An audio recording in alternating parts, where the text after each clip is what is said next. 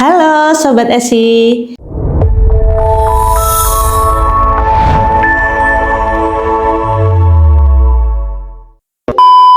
Di video kali ini, kita akan ngobrol santai soal investasi. Khususnya buat kamu yang pengen mulai tapi masih bingung, takut rugi, atau ngerasa investasi itu ribet dan cuma buat orang berduit.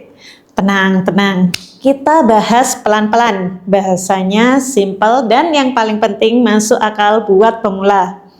Kalau kamu ngerasa uang kamu selama ini cuma diem di tabungan, mungkin video ini bisa jadi titik awal buat kamu. Oke, kita mulai dari yang paling dasar dulu, yaitu reksadana. Apa sih sebenarnya reksadana? Singkatnya, reksadana adalah investasi patungan. Uang dari banyak orang dikumpulin jadi satu, terus dikelola oleh manajer investasi profesional ke berbagai instrumen, kayak deposito, obligasi, atau saham. Jadi, kamu nggak perlu pusing mikirin harus beli saham apa atau harus pilih obligasi yang mana. Karena itu semua udah diurus sama ahlinya.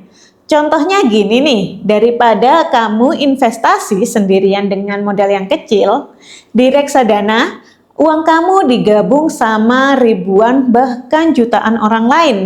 Jadi lebih kuat dan lebih tersebar resikonya. Makanya, reksadana itu cocok buat pemula yang modalnya kecil dan nggak perlu mantengin pasar setiap hari. Tapi ingat ya, reksadana bukan tabungan, nilainya bisa naik, bisa turun, walaupun umumnya lebih stabil. Sekarang kita bahas jenis-jenis reksadana. Tenang, gak ribet kok. Ada yang namanya reksadana pasar uang, yaitu reksadana yang paling aman dan uangnya ditempatkan di deposito dan surat utang jangka pendek. Cocok buat dana darurat, uang parkir sementara, atau buat kamu yang baru banget mulai investasi. Returnnya emang nggak gede, tapi relatif stabil. Biasanya sekitar 2 hingga 5% per tahun. Yang kedua ada yang namanya reksadana pendapatan tetap. Kalau yang ini, uang kamu akan dimasukkan ke obligasi, terutama obligasi pemerintah dan obligasi korporat. Resikonya lebih tinggi daripada pasar uang, tapi imbal hasilnya juga biasanya lebih tinggi. Reksadana pendapatan tetap ini cocok buat target 1-3 tahun. Kemudian investor yang pengen stabil tapi masih mau berkembang. Yang ketiga ada reksadana campuran. Reksadana ini kombinasi, jadi isinya ada saham dan ada juga obligasi. Jadi reksadana ini naik turunnya lebih terasa, tapi juga lebih fleksibel. Yang keempat ada yang namanya reksadana saham, yang ini paling agresif. Potensi untungnya pun paling besar, tapi naik turunnya juga paling berasa sama dengan kamu investasi di saham. Jadi reksadana ini cocok buat kamu yang mau investasi jangka panjang di atas 5 tahun.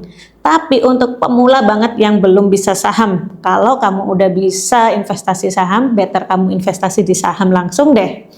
Karena untuk reksadana, biasanya pasar uang dan pendapatan tetap adalah pilihan yang paling banyak dipilih oleh orang Indonesia dan paling aman.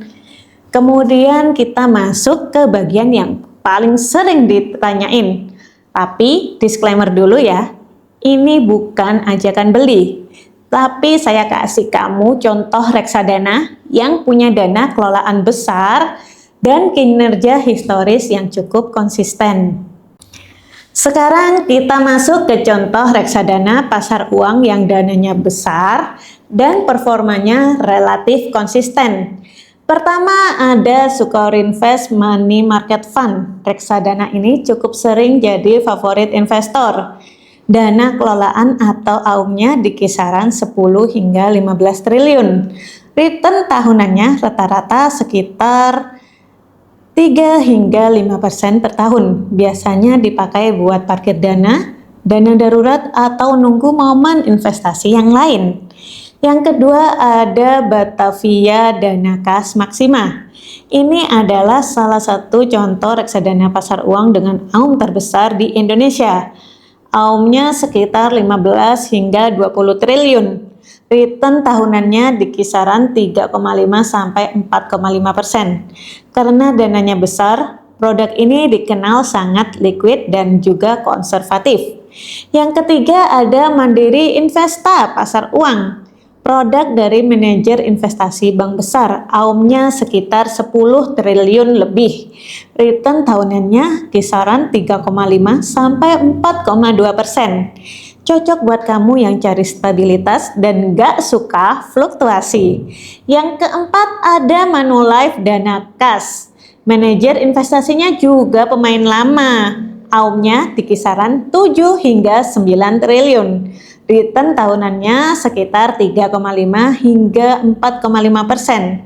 Biasanya dipilih investor yang fokus jangka pendek dan pengen aman serta konsisten. Yang kelima ada BRI Seruni Pasar Uang. Reksadana ini cukup mudah ditemui di banyak aplikasi. AUM-nya sekitar 5 sampai 7 triliun. Return tahunannya antara 3,5 hingga 4%. Cocok buat pemula yang baru mulai. Sekarang kita masuk ke reksadana pendapatan tetap. Resikonya sedikit lebih tinggi, tapi potensi hasilnya juga lebih besar. Yang pertama ada Dana Mas Stabil. Ini adalah salah satu reksadana pendapatan tetap terbesar di Indonesia. AUM-nya di sekitar 15 hingga 16 triliun. Return tahunan historis sekitar 6 sampai 7% per tahun. Produk ini sering dipakai untuk tujuan 1 sampai 3 tahun dan investor dengan profil moderat. Yang kedua ada Manulife Obligasi Unggulan. Reksadana ini fokus ke obligasi berkualitas tinggi. AUM-nya sekitar 5 sampai 6 triliun. Return tahunannya antara 6 hingga 7%. Relatif stabil untuk kelas pendapatan tetap. Yang ketiga ada Manulife Obligasi Negara Indonesia 2. Mayoritas investasinya di obligasi pemerintah. AUM-nya sekitar 5 triliun. Return tahunannya di kisaran 5,5 sampai 6,5%. Resikonya cenderung lebih terkontrol dibanding obligasi korporasi.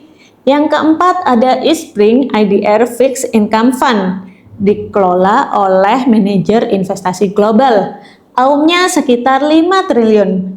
Return tahunan historis sekitar 6%. Dan sering masuk nominasi atau penghargaan kinerja jangka menengah. Kelima ada Star Stable Income Fund. Dana kelolaannya juga besar loh. AUM-nya sekitar 8 hingga 9 triliun. Return tahunannya di kisaran 5,5 sampai 6,5%. Cocok buat investor yang cari keseimbangan antara stabil dan berkembang.